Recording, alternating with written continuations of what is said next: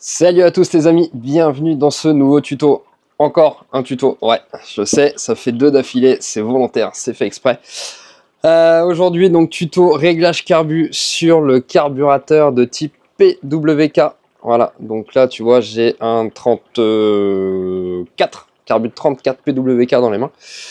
Ça fait longtemps qu'on me demandait de faire un tuto réglage spécifique à ce carbu-là. J'en avais déjà fait un sur le carbu 17.5 d'Elorto. Alors le principe est exactement le même, mais bon, a priori ça a l'air de faire peur plus ou moins à certaines personnes, ce que je peux comprendre. Donc du coup je me décide à vous faire un tuto spécifique là-dessus.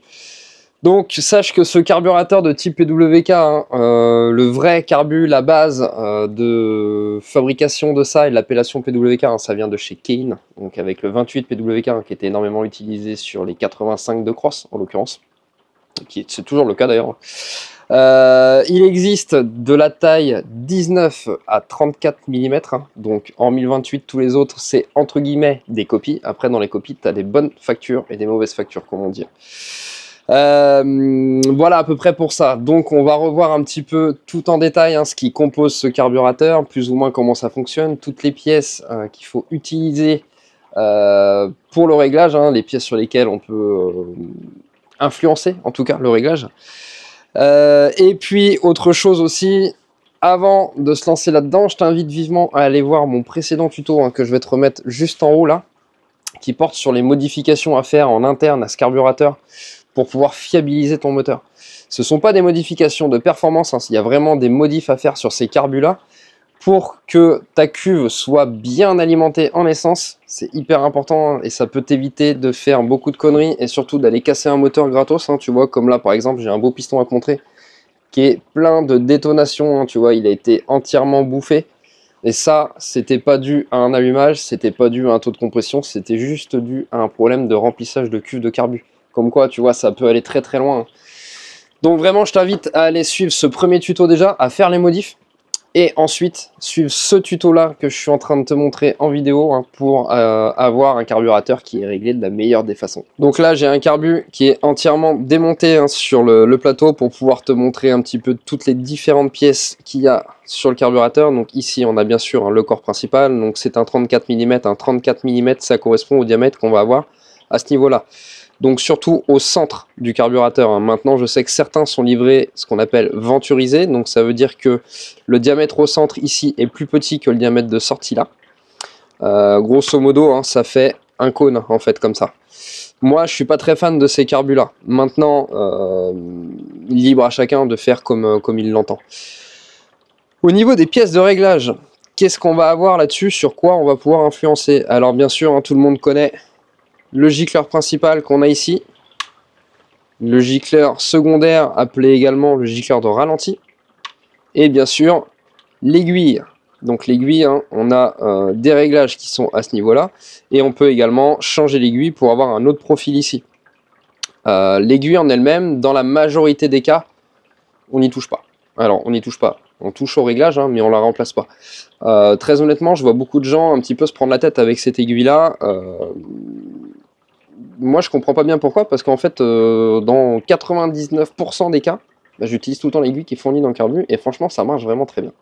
Ensuite on a bien entendu plus connu la vis de ralenti qui est juste ici et la vis de richesse qui est là. Alors cette vis là c'est une vis de richesse d'air, ça veut dire qu'elle va influencer sur la quantité d'air sur le circuit de ralenti. Le circuit de ralenti c'est celui qui utilise le gicleur de ralenti. Si jamais elle était située de l'autre côté du boisseau, donc le boisseau tu vois bien ici, le boisseau c'est cette pièce là bien sûr, donc c'est la pièce qui monte et qui descend dans le carbu quand tu accélères ou tu décélères. Donc si jamais cette vis de richesse était située de ce côté là, ce serait une vis de richesse d'essence, ça veut dire qu'elle vient influencer sur la quantité d'essence et non plus la quantité d'air. C'est une autre façon de faire, on va pas en parler ici pour pas t'embrouiller l'esprit. Autre chose qu'on a également dans le réglage, on va avoir le diffuseur, donc le diffuseur vient se mettre au centre du carburateur ici. Et on a le gicleur principal qui vient se visser dessus. C'est pareil, le diffuseur, je ne vais pas trop t'en parler non plus, histoire de ne pas t'embrouiller l'esprit. Sache juste une chose, pour moi, le meilleur diffuseur, c'est celui qui a tous les trous, tout le tour. Alors, j'ai plus le nombre exact en tête. 1, 2, 3, 4, 5, 5 fois, je sais pas, ça doit être 30 trous, je crois. tes diffuseurs 30 trous. Ça, voilà, vraiment, pour moi, c'est les diffuseurs qui fonctionnent le mieux. Ensuite, on va avoir également le boisseau avec la coupe du boisseau. Alors, la coupe du boisseau, hein, c'est vraiment l'angle qu'on va avoir ici sur le boisseau, qui va avoir également une importance. Là, c'est pareil, on va pas forcément en parler, histoire de pas aller trop loin non plus dans les choses, histoire de pas t'embrouiller l'esprit. Sache également que dans la majorité des cas, le boisseau qui est fourni avec fonctionne vraiment bien. Tu vois, la coupe du boisseau, elle est marquée juste ici. Je sais pas si tu le verras. J'essaie de te montrer avec le faux jour, mais là, on le voit bien. Là, c'est une coupe de 4,5. Généralement, tu n'as pas besoin d'y toucher. Et la dernière chose qu'on va avoir à régler, hein, ça va être le niveau de cuve. Donc, on va vraiment passer toutes ces choses-là en détail. Donc, ce carbu, hein, c'est celui que j'ai utilisé déjà sur le précédent tuto. Hein, tu vois, ici, j'ai mis une vis, hein, j'ai modifié tous les passages d'essence, etc. dedans. Donc, passage d'essence ici, perçage à ce niveau-là, perçage à ce niveau-là, perçage au niveau des mises à l'air également, modification en interne de la cuve, modification du niveau de cuve, etc. Donc encore une fois, vraiment, si tu veux avoir tous les détails de ça pour faire les bonnes choses, les bonnes modifs dans ton carbu, je t'invite encore à aller voir ce précédent tuto. Autre chose aussi, je t'invite à t'abonner à la chaîne, hein, c'est super important pour moi, ça fait aussi super plaisir. Et puis bon, bah, ça me permet aussi d'être, je dirais, un peu plus connu sur YouTube, même si c'est pas forcément ce que je recherche, mais en tout cas d'être beaucoup mieux référencé. Ça par contre, c'est effectivement ce que je recherche. Donc je compte sur toi, abonne-toi, laisse un petit commentaire, dis-moi ce que tu en as pensé, hein, des choses qui t'ont plu, qui t'ont pas plu.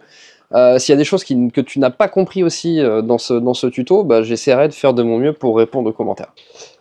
Alors, on va attaquer directement par le montage du carbu, hein, pour être sûr que si jamais toi tu l'as démonté, que tu puisses le remonter de la bonne façon. Donc, première chose qu'on fait déjà, hein, on remet le diffuseur, bon tout simple, tu viens le visser en dessous, une douille de 10, et hop, tu viens le serrer. Alors, ça serre, je dirais, relativement fort, mais pas trop non plus. Attention, c'est du laiton, ça casse facilement. Ensuite, on vient lui mettre le gicleur de ralenti. Alors, le gicleur de ralenti, hein, je te conseille toujours de partir sur les plus gros que tu puisses avoir, que ce soit gicleur de ralenti ou gicleur principal, hein, histoire d'être sûr de ne pas faire de conneries. Généralement, 32, 34, hein, tu es aux alentours de, on va dire, entre 48 et 55 en gicleur de ralenti. Hein, et forcément, plus tu vas descendre en taille de carbu, plus il va falloir que tu descendes gicleur de ralenti, mais également gicleur principal. Donc là, sur celui-ci, c'est un 55 qu'on a. Sur le moteur sur lequel on va l'essayer, je sais que normalement, c'est bon. Donc là, tournevis plat, on vient le serrer directement. Hop, pareil, hein, on le serre modérément. Ensuite, gicleur principal. Pareil, gicleur principal, comme le gicleur ralenti, hein, on commence sur ce qu'on a de plus gros. Généralement, sur du carbu de 34, aux alentours de 175-180, gicleur principal, on est censé être relativement bien pour être assez passe-partout. Maintenant, si tu as du 190 ou 195, je te recommande vivement, hein, de commencer par là, pour être sûr de ne pas aller casser ton moteur dès le départ. Il vaut mieux commencer trop gros et descendre petit à petit que de faire l'inverse. Ce serait vraiment bête quand même. Là, une douille de 6 pour le gicleur principal. Et lui, moi au niveau du serrage, tu vois, je viens de le mettre en contact, là je suis en contact, je fais aller un huitième de tour, terminé. Pareil, ça ne se serre pas très fort. Ensuite, on va remonter les flotteurs avec son pointeau, hein, et donc là, on va déjà commencer à regarder le réglage. Donc, le pointeau tout simple, hein, tu vois, tu as une petite tige juste ici, elle vient se glisser dans la languette, là, et ensuite, hein, tu viens remettre le tout en place. Donc là, hop, on met ça en place. On lui met l'axe. Donc l'axe, hein, qui doit rentrer normalement tout seul sans forcer. Voilà, tu vois, j'arrive vraiment à le remettre à la main. Et là, on va pouvoir déjà vérifier un premier réglage de ce qu'on appelle la hauteur de cuve, donc, ou le niveau de cuve. Donc, le niveau de cuve, hein, c'est quoi? Tu vois, tes flotteurs, ils montent et ils descendent comme ça de façon automatique. Hein, c'est ni plus ni moins qu'un robinet, un petit peu comme une chasse d'eau dans un toilette. Hein, je sais pas si jamais tu connais. Donc en fonction de ton essence, hein, quand elle rentre dans ta cuve, hein, bah, ils montent et ils descendent, et si tu veux, l'endroit à laquelle le pointeau va faire contact et va fermer l'arrivée d'essence, c'est ce qu'on va appeler le niveau de cuve. Donc moi, ce que j'aime bien faire, de base, j'aime bien avoir le niveau de cuve le plus haut possible. Alors, pourquoi je te dis ça? Parce que plus ton niveau de cuve va être haut, plus tu vas avoir d'essence dans ta cuve, et techniquement, plus tu vas pallier à tout ce qui va être des émulsions. Les émulsions, c'est les vibrations en fait de ton moteur vont créer ce qu'on appelle des émulsions, c'est-à-dire que ton essence, au lieu de rester à l'état liquide dans ta cuve, hein, avec les vibrations, elle va passer à l'état plus ou moins mousseux. forcément, hein, ton gicleur, entre aspirer du liquide qui est statique ou aspirer, entre guillemets, de la mousse, ça va pas du tout avoir le même réglage. Donc moi, j'aime bien faire en sorte que le niveau de cuve soit assez haut, et donc en fait, le niveau de cuve, pour aller le régler, tu vois, tu as la petite languette ici, tu peux venir la tordre ou la détordre dans un sens ou dans l'autre pour venir régler ça. Comment voir à quel endroit il est? C'est assez simple. Alors, je vais essayer de te le montrer à la caméra. Tu fais descendre ton flotteur tout doucement, et juste à ce niveau-là, je sais pas si tu vas bien le voir derrière là, j'essaie de te montrer le pointeau. Je vais essayer de te faire un zoom dessus, ça va peut-être être plus facile. Hop, voilà. Et tu vois, la petite languette, elle vient appuyer sur le pointeau. À l'endroit où elle vient juste le toucher avant d'appuyer dessus, ton niveau de cuve, il est là. Voilà. Alors ça, le niveau de cuve, ça reste tout de même dépendant de ta machine, parce que tu imagines bien que entre un carburateur qui est fixé, enfin qui est monté vraiment à l'horizontale sur ton moteur, ou un carburateur qui est vraiment incliné, on va dire type scooter, forcément si ton niveau de cuve il est trop haut, ton essence en fait elle va dégueuler par l'intérieur et tu vas noyer ton moteur. Chose qu'on préfère éviter de faire quand même. Donc c'est pour ça que je peux pas forcément te donner trop de bons conseils sur quel niveau de cuve adopter. Il faut vraiment que tu aies le maximum possible en fonction d'inclinaison de ton carburateur. Donc là, on va aller remonter la cuve, et donc pour elle, il y a une petite technique pour la mettre, souvent. Elles ont tendance à être un peu difficiles à mettre, parce qu'en fait, tu as le trop-plein de cuve qui est ici, qui doit passer derrière ton flotteur à ce niveau-là. Donc moi, ce que j'aime bien, tu vois, en fait, je viens de l'enquiller légèrement de biais comme ça, et normalement, tac, tu vois, ça passe tout seul. On lui remet ces deux vis, tournevis cruciforme. Tournevis cruciforme, tu vois, je prends un assez gros, parce qu'en fait, finalement, c'est les gros tournevis cruciformes qui ont la bonne empreinte pour la vis. Ça t'évite vraiment d'aller endommager les têtes de vis. Surtout que des fois, de base, ils sont vraiment serrés très fort. Hop. Voilà. Et après, on finit par remettre le bouchon. Et là, le bouchon de cuve, c'est pareil. Alors ça, c'est pas un bouchon d'origine, c'est un bouchon qui a été remplacé et que j'ai modifié. Si tu veux en voir plus, comme je te l'ai dit un peu plus tôt dans cette vidéo, tu as tous les détails dans l'autre tuto, le tuto modif carbu. Et donc, le bouchon de cuve, c'est pareil, ça sert à rien de le serrer comme un ours. Tu viens le mettre en contact, terminé. Ça suffit. Et pour terminer, donc, on vient remonter le boisseau et l'aiguille. Alors là, la bonne façon de faire les choses, c'est tout bête. Alors attends, excuse-moi, je viens de voir que j'ai une petite merde à l'intérieur que j'enlève.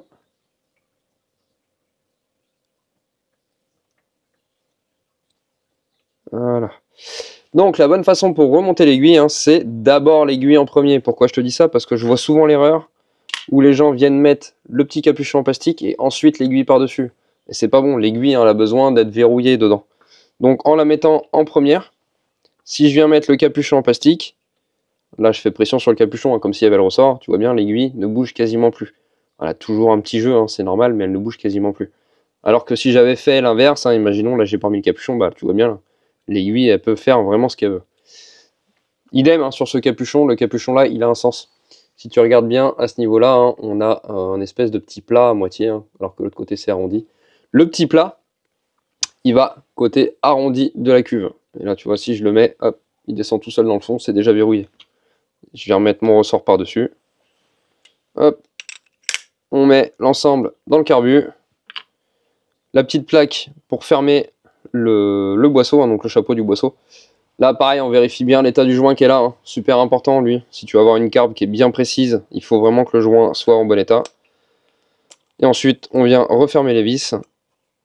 Et techniquement, ton carbu est prêt à fonctionner. Alors bon, là, je te le referme pour la vidéo. T'imagines bien que pour le monter sur ta moto, il faut mettre un câble de gaz dedans, ça va de soi. Alors maintenant, je monte le carbu sur mon châssis de banc avec le moteur qui va nous servir à faire la vidéo pour ce tuto. Et on se reprend de suite. Donc voilà, carbu est monté dans le moteur, tu vois, juste là. Donc on est sur un sans fast pour faire la petite démo. En attendant, je sais pas si tu l'as vu poser sur la moto, je t'ai fait un petit tableau explicatif. Alors, je t'en dis un petit peu plus là-dessus de suite, en espérant que tu y voies à peu près clair. Je vais essayer de me poser sur un établi. Voilà, comme ça, on va être pas mal. Désolé, hein, s'il y a un petit faux jour par moment, je fais ce que je peux. Là, ça va être un peu plus simple. Donc là, en fait, je t'ai dessiné un tableau qui, bien souvent, est fourni hein, dans les boîtes de carburateurs, et je sais que beaucoup de gens n'y comprennent pas grand-chose, alors que ça, c'est vraiment super simple, pour le coup. Donc ce tableau-là, il te montre, tu vois, la plage d'influence des différents éléments dans un carbu. Donc comme je te l'ai expliqué tout à l'heure, hein, on a vis d'air, gicleur de ralenti, la coupe du boisseau, bon ça on va la laisser un petit peu de côté, l'aiguille ou le puits d'aiguille, et le gicleur principal. Voilà, donc je pense qu'on a fait à peu près le tour de tous les éléments que je te montrais tout à l'heure. Et en fait, tout ça, ça te montre l'influence que ça peut avoir à partir des ouvertures du boisseau. Tu vois, donc ici, on a 1/8 d'ouverture, 1/4 d'ouverture, mi-ouverture, hein, donc 1 demi-ouverture, et 3/4 d'ouverture, et arrivé là, hein, donc c'est 100% d'ouverture. Donc 4/4 si tu veux aller par là. Donc, ce qu'on va voir sur ce tableau, en fait, hein, c'est que la première chose qui va entrer en influence ici hein, dès le départ, donc ici on est vraiment sur le ralenti puisque le boisseau est totalement fermé, hein, donc là on voit que vraiment on a une grosse influence sur la vis d'air et le gicleur de ralenti. Ensuite on va commencer à ouvrir très légèrement le boisseau, hein, on voit que la coupe du boisseau entre à peu près en compte jusqu'à mi-ouverture, mais on la laisse de côté comme je te l'ai dit tout à l'heure. Ensuite, la prochaine chose qu'on va avoir hein, ici, donc ça va être l'aiguille ou le puits d'aiguille, et ou même le puits d'aiguille, j'aurais dû rajouter et. Donc là, ce qu'on va entendre par l'aiguille, ça va être soit le type d'aiguille, mais comme je te l'ai dit au début de cette vidéo, généralement les aiguilles qui sont fournies dans les carbus, dans 95% des cas, elles sont bonnes pour les utilisations qu'on en a à faire. Ou sinon donc le réglage hein, du petit clips hein, qu'il y a sur l'aiguille avec les différents crans. Donc vraiment le réglage de hauteur de l'aiguille. Et ensuite, arriver vraiment à mi-ouverture du boisseau, là c'est vraiment l'aiguille et le gicleur de ralenti qui auront le plus d'influence. Mais on voit que la seule chose qui a encore de l'influence du début jusqu'à la fin, vis d'air, gicleur de ralenti. Surtout le gicleur de ralenti. Donc ça, faut bien, en fait, ces différents éléments sur lesquels il faut faire attention, parce que oui, si tu es trop pauvre sur le gicleur principal, tu peux aller casser un moteur, mais tu peux également aller casser un moteur si tu es trop pauvre sur l'aiguille. Hein. Si jamais tu roules gentiment, que tu ne tires pas trop fort dans ton moteur, tu es souvent, on va dire, à mi-gaz, hein, donc par ici, hein, mi-boisseau, tu te retrouves beaucoup sur la plage de l'aiguille, bah, si tu es trop pauvre sur l'aiguille, tu peux aussi aller casser un moteur. Idem, je vais rajouter également, hein, vis-à-vis du gicleur de ralenti, si, admettons, on prend le cas que tu es dans une longue descente, ou que tu as fait une grosse pointe, j'en sais rien, et que là tu restes gaz coupé très longtemps, faut vraiment que ça dure longtemps, hein, mais ça peut arriver sur des moteurs de course. Si tu es trop pauvre sur le circuit de ralenti, tu peux casser également ton moteur parce que ton moteur va manquer d'essence à ce moment-là. Donc tu vois, il faut faire attention, il y a plein de petites nuances, ça peut être un peu compliqué, mais en réalité, tu vas voir, je vais t'expliquer juste derrière, et franchement, normalement, si tu suis absolument tout ce que je te dis, il n'y a pas de raison que tu ailles casser un moteur à cause de ta carburation. Donc là, ce qu'on va aller faire en premier, moi, c'est la première chose que j'aime bidouiller sur un carburateur, parce que mine de rien, ça a quand même une grosse influence, donc c'est l'aiguille. Ici, là, pour te montrer l'exemple, l'aiguille, je l'ai mise volontairement au plus riche. Alors, je vais me rapprocher pour te montrer avec une autre aiguille, hein, tu vois. Quand elle est au plus riche, ça veut dire que le cran, le petit clips qui est là, il est au plus bas. Donc, ça veut dire que l'aiguille, elle est montée au maximum. Donc, c'est là qu'elle laisse le plus de débit d'essence. Et si tu te souviens, sur le tableau ici, l'aiguille, hein, elle a une influence énorme sur le mi-régime. Donc, 1/4 d'ouverture, mi-ouverture de boisseau. Donc ce qu'on va aller faire, c'est que je vais démarrer le moteur, je vais aller le mettre à ce mi-régime là, et je vais te faire écouter ce qu'elle fait. Retiens bien que là, elle est extrêmement riche, je suis vraiment au cran le plus extrême.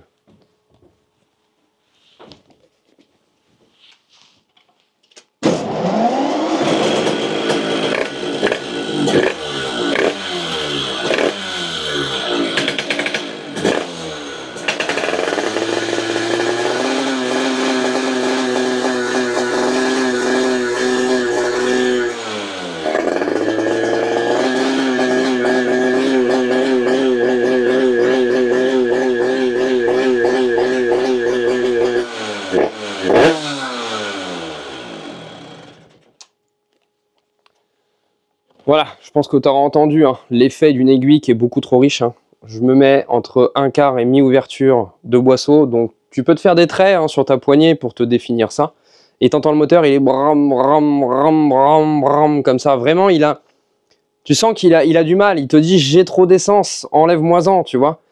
Donc là, bah, la première chose que je vais faire, hein, c'est que je vais aller descendre l'aiguille. Alors, je vais te montrer de suite, parce que ça, c'est pareil. C'est une base que je peux te donner. Hein.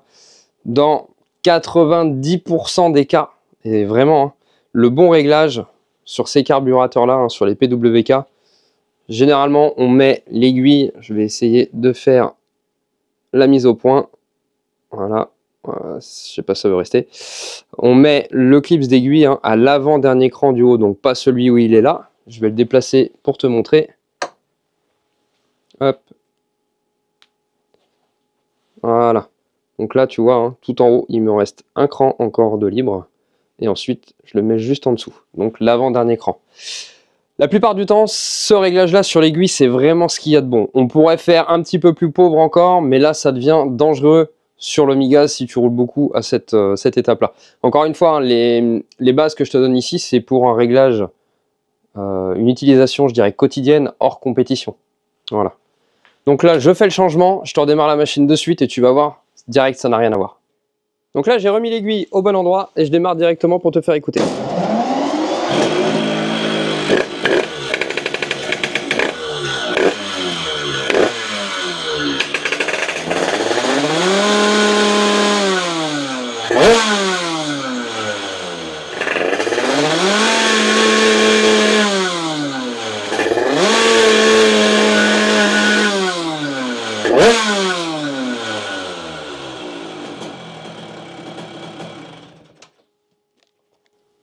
Donc là, tu vois, c'est vraiment le bon réglage au niveau de l'aiguille. C'est-à-dire que je lui mets entre un quart et moitié de gaz à peu près, et tu l'entends, mais elle cherche encore à réguler un tout petit peu.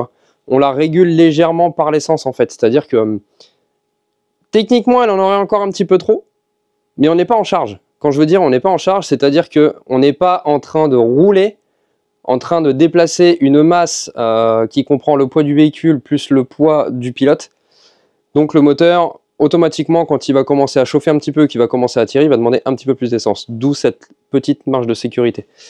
Si jamais j'avais un cran encore en bas, en dessous, alors un cran en dessous ou un cran au-dessus, c'est-à-dire que si jamais je baissais l'aiguille encore d'un cran, hein, le moteur sera encore plus haut dans les régimes, mais là, on serait vraiment à l'extrême. Mais tu l'entendrais, hein, tu prendrais, excuse-moi, tu prendrais la poignée, tu lui mets petit filet de gaz comme ça, et tu l'entendrais, le moteur, il serait limite à fond. Ça, vraiment, je te le déconseille, il ne faut pas le faire. Donc maintenant que l'aiguille est définie, on n'y touche plus, c'est terminé. C'est un réglage, généralement, l'aiguille, c'est un réglage auquel tu ne touches plus du tout, du tout, du tout. C'est fait, c'est terminé, on n'en parle plus. Encore une fois, hein, l'aiguille qui est dans le carbu, c'est celle qui est fournie avec le carbu quand tu l'achètes neuf. La référence de l'aiguille, normalement, c'est une JJH.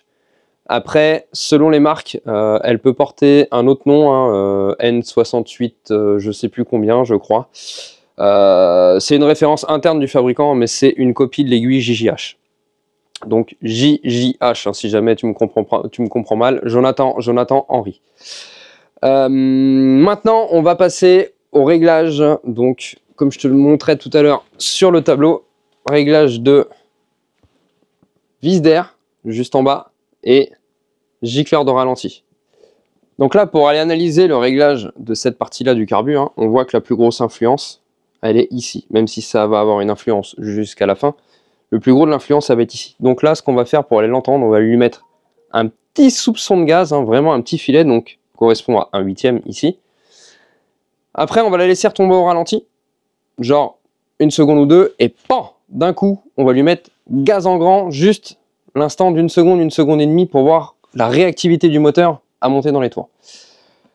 Ce qui va se passer, ici, dans mon cas là, j'ai baissé volontairement le gicleur de ralenti, je l'ai mis beaucoup trop pauvre pour que tu puisses entendre le problème qu'on va avoir. Hein. Normalement, le moteur, je vais accélérer un tout petit peu, il va être très très très explosif. Donc, encore une fois, attention. Mais surtout, quand je vais le laisser retomber au ralenti et que je vais accélérer en grand, il va faire « Oh !» Vraiment, il va s'éteindre comme s'il n'avait plus d'essence. Et c'est exactement ce qui se passe. Il va me dire « Je manque d'essence sur le circuit de ralenti ». Donc là, deux choses pour aller lui rapporter de l'essence. Soit je monte le gicleur de ralenti, soit je viens fermer la vis d'air. On va voir tout de suite. Allez, je démarre la machine, je commence par lui mettre un soupçon de gaz.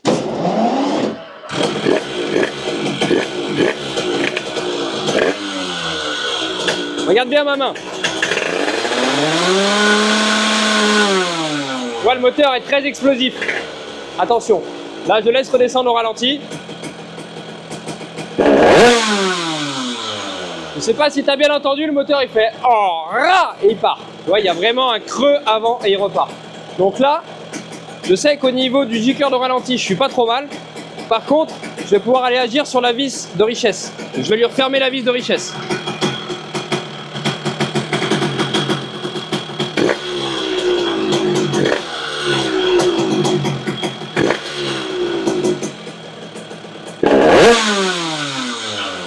Il en manque encore un peu.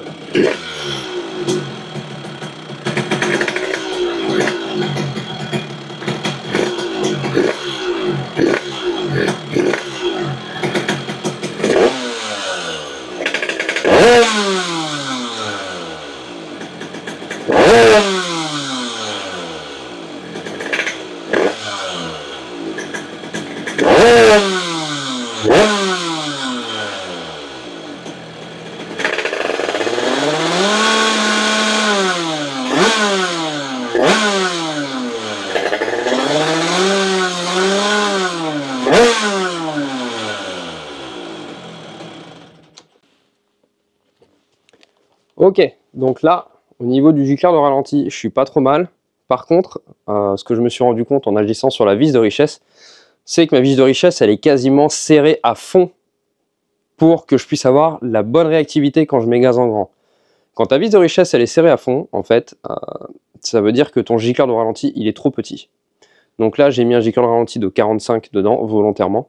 Je sais que je vais pouvoir monter au moins à 50, voire 55, comme il y avait déjà dedans. Mais là, on est un petit peu à l'extrême.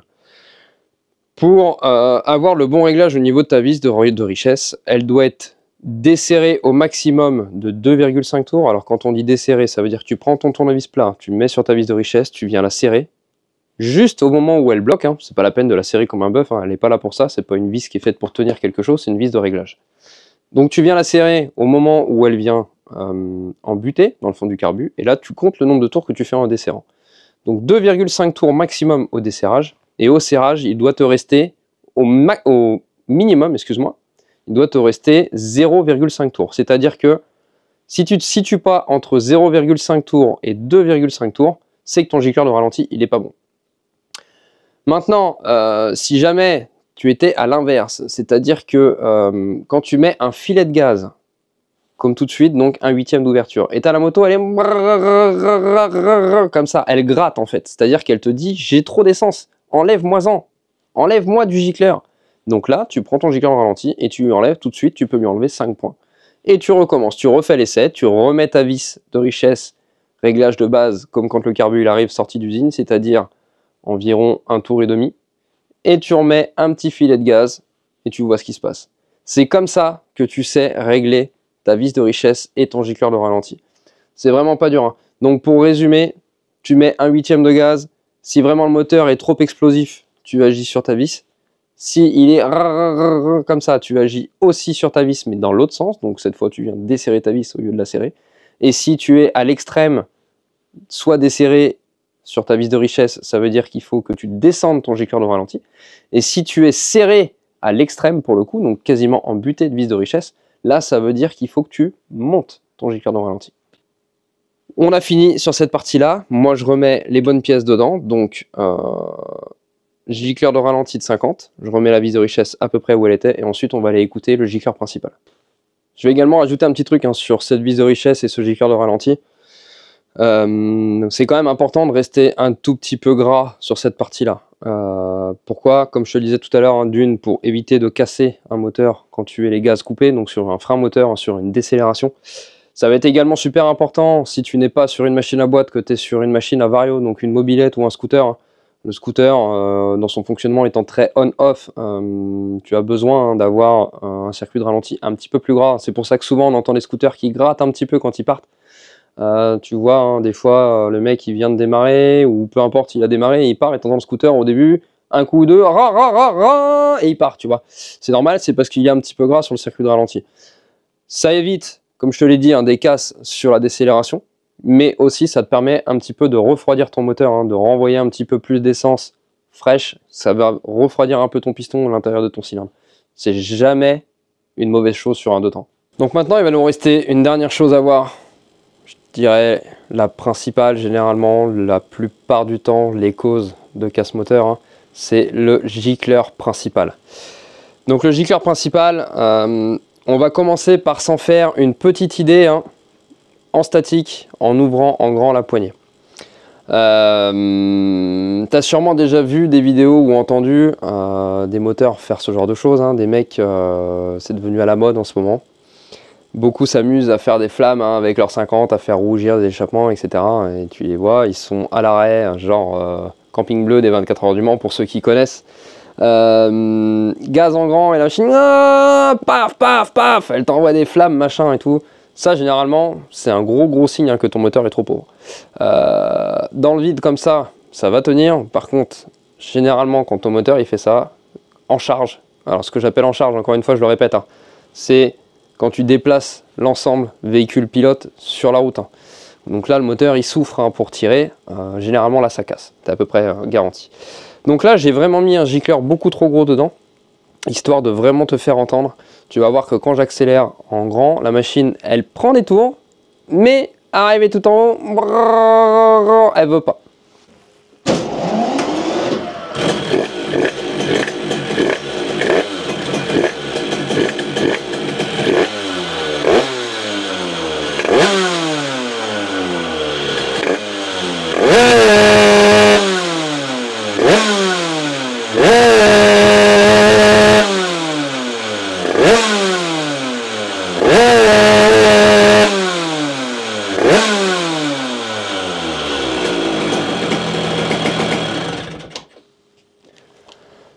Donc là, tu vois, tu l'entends bien. À la réponse de gaz, la moto, elle est bien. Quand on met un quart de gaz, mi-gaz, elle est pas mal, hein, puisqu'on a déjà réglé le circuit de ralenti, on a déjà réglé l'aiguille, donc forcément la machine répond bien. Par contre, arrivé en haut, tu vois, le moteur, il est complètement écrasé. Et là, il te dit quoi? Il te dit, tu m'as donné trop d'essence, clairement. Là, j'en ai de trop, je sais plus quoi en faire. Donc forcément, il est régulé par l'essence, hein. C'est là où on pourrait dire aussi qu'il fait un peu la débroussailleuse ou la tronçonneuse, tu sais. Une tronçonneuse par exemple, ou une débroussailleuse, hein, c'est régulé par l'essence tout le temps. C'est ce qui l'empêche d'aller prendre trop de régime. Sinon, une tronçonneuse ou une tondeuse ou une débroussailleuse, ça prendrait du régime à l'infini jusqu'à ce que tout explose. Bref. Donc là, ça c'est la première indication qu'on va avoir. Donc on va savoir déjà qu'on peut descendre notre gicleur principal. Maintenant, pour s'en assurer quand même, histoire de ne pas aller faire de bêtises, hein, parce que comme je te l'ai dit tout à l'heure, il y a une différence entre dans le vide et quand le moteur il est en charge. Moi je vais faire un tir au banc, mais toi, chez toi, dans ton garage, dans ta ville, ce que tu peux faire, je te conseille pas de le faire en ville quand même, hein, parce que je pense que tu vas pas te faire que des copains.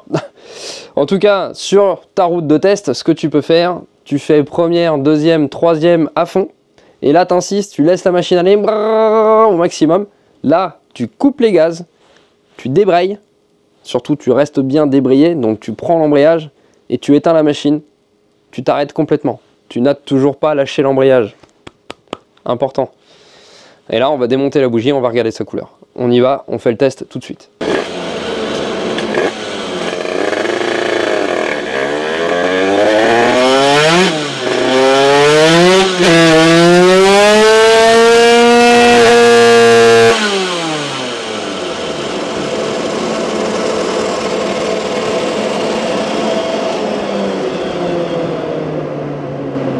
Là, je suis arrêté complètement, je peux relâcher l'embrayage et maintenant je vais lui démonter la bougie.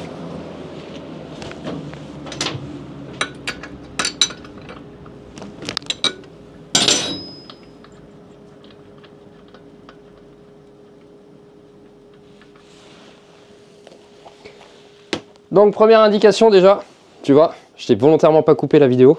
La bougie, je la garde dans les mains, je viens juste de m'arrêter. Alors certes, j'ai fait première, deuxième, troisième, mais je la tiens dans les mains, elle est littéralement froide. Une bougie qui est froide, ou du moins qui ne te brûle pas les doigts, généralement c'est que déjà t'es pas trop pauvre en tout cas. on va voir à la fin, mais c'est que t'es pas trop pauvre. Si jamais tu es incapable de la tenir dans tes mains, là, gros danger. Hein. Ça veut dire que en haut, là-haut, au niveau du piston, l'inflammation, elle est beaucoup trop puissante. Elle est beaucoup trop chaude. Hein, et généralement, c'est signe de trop pauvre. Maintenant, tu vois, deuxième indication, je vais essayer de faire en sorte que la caméra fasse le focus. Hein. Tu vois, la bougie, elle est noire, noyée, elle en peut plus. Elle a vraiment beaucoup trop d'essence.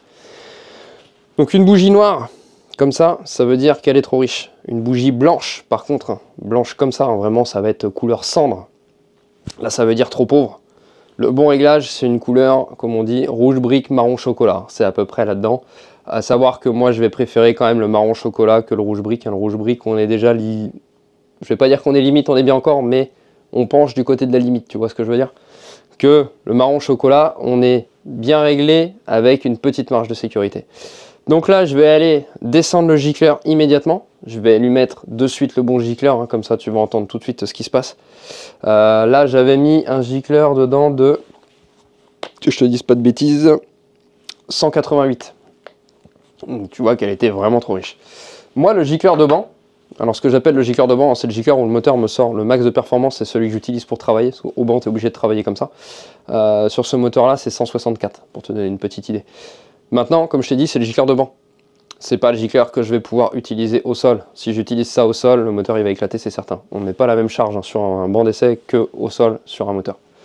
Donc là, moi je vais lui remettre 164 et instantanément, tu vas voir la différence au bruit. Là, même en charge, hein, on a entendu front de troisième, la machine elle régulait. Et tu vas voir aussi la différence de couleur. Et tu vas te rendre compte que la bougie, je peux toujours la tenir. Et je vais même aller plus loin pour te montrer que je peux tenir la bougie, c'est que cette fois je vais tirer en 6. Là tout de suite, tu vas entendre le moteur, il prend ses tours. Voilà. Direct, ça n'a plus rien à voir. Allez, on y va.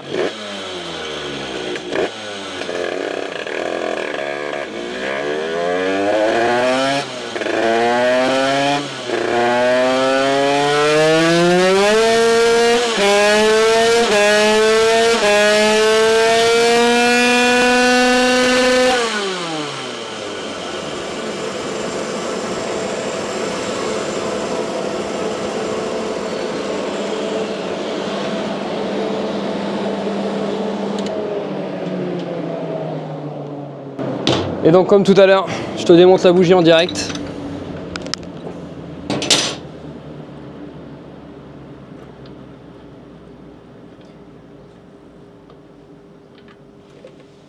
Encore une fois, tu vois, regarde. Je la tiens dans les mains. J'ai mon gicleur de 164 et tu vois, je vois même que je suis encore un petit peu riche. Regarde bien, je vais essayer de te faire. Voilà, bon, je pense qu'on voit à peu près. Donc là, tu vois, je suis même encore un petit peu riche pour faire du banc. Comme quoi, tu vois, 164, je l'avais défini, c'était en fin de matinée. Là, on est plutôt en fin de journée maintenant. Donc, comme quoi, la carburation change avec la météo. Effectivement, on ne le dira jamais assez. Un moteur ayant besoin, c'est vrai que je ne l'ai même pas précisé au début de la vidéo, hein, mais un moteur a besoin forcément d'oxygène et d'essence pour sa carburation, pour fonctionner. Le taux d'oxygène, hein, il va varier en fonction de la journée, en fonction de la saison, et plus la température extérieure. Hein. Plus il y a d'air frais, mieux ton moteur va fonctionner. Mais s'il fonctionne mieux, souvent il va demander aussi un peu plus d'essence. Donc voilà, toutes ces choses-là, c'est des choses que je ne vais pas t'en rajouter pour aller te mettre la tête grosse comme ça et que tu sois perdu. En tout cas, c'est des choses qu'il faut savoir. C'est des choses dont il faut savoir qu'elles existent pour pouvoir le prendre en compte et savoir comment faire attention à ta carburation. Donc ce test là que je viens de faire, où je mets la machine en charge en envoyant plusieurs rapports. Bon là j'ai envoyé les 6 rapports parce que j'étais certain, je savais ce que ça allait donner. De ton côté, limite-toi à 3-4 rapports tant que tu es dans le doute. Hein. En tout cas, le test que je viens de faire là, ça s'appelle un arrêt carburation. J'insiste bien encore une fois sur le nom que ça porte, arrêt carburation. Arrêt, ça veut dire qu'il faut s'arrêter. Si tu veux, il faut vraiment prendre l'embrayage et ne pas le relâcher. Pourquoi? Parce qu'en fait, si tu relâches l'embrayage une fois que tu as éteint la machine, ton moteur ne va certes pas démarrer parce que tu auras éteint ta machine, soit tu auras coupé par le Neyman, soit tu auras enlevé le coupe-circuit, peu importe. Mais vu que tu vas relâcher l'embrayage, ton moteur il va faire tout comme s'il démarrait, mais il n'y aura pas d'étincelle. Et tout comme s'il démarrait, ça veut dire qu'il va réaspirer de l'essence. Elle ne va pas brûler, puisque tu n'auras pas l'étincelle, mais il va réaspirer de l'essence. Donc ça veut dire que ta lecture de bougie, en fait, elle va être mauvaise. Tu vas démonter, tu vas dire « Ah, bah ma bougie, elle est toute noire, elle est toute humide, je suis encore riche. » Non, non, grosse erreur. Donc voilà, à peu près pour ça. Je pense que j'ai fait à peu près le tour de tout maintenant. J'espère que j'aurais pu t'aider là-dessus. Encore une fois, hein, je te le répète, une bougie, quand tu viens de tirer dans ta machine, une bougie que tu peux démonter instantanément et tenir dans les mains, c'est bon signe. Si elle te brûle les doigts, surtout arrête tout, tu vas tout casser. Ça c'est garanti là-dessus. Alors, c'est extrêmement valable sur un moteur en refroidissement liquide. Sur un moteur en refroidissement par air, ça fonctionne aussi, mais mine de rien, la bougie est quand même plus chaude. On va pas se mentir, hein, le moteur à air, dans le cas, en l'occurrence, d'un moteur de mobilette par exemple, ça prend facilement 130 voire 140 degrés, voire même plus parfois. J'ai déjà vu même plus que ça. Bon bah là forcément la bougie elle est quand même beaucoup plus chaude qu'un moteur qui va se limiter on va dire à 70-80 degrés quoi, hein, ça c'est obligatoire. Mais c'est quand même vrai. Tu as une énorme différence de température de bougie entre un moteur qui va être soit trop riche ou juste bien réglé et un moteur qui est vraiment trop pauvre. Et même je dis vraiment trop pauvre, mais même juste un peu trop pauvre, vraiment il y a une grosse différence à la température de bougie, c'est incroyable.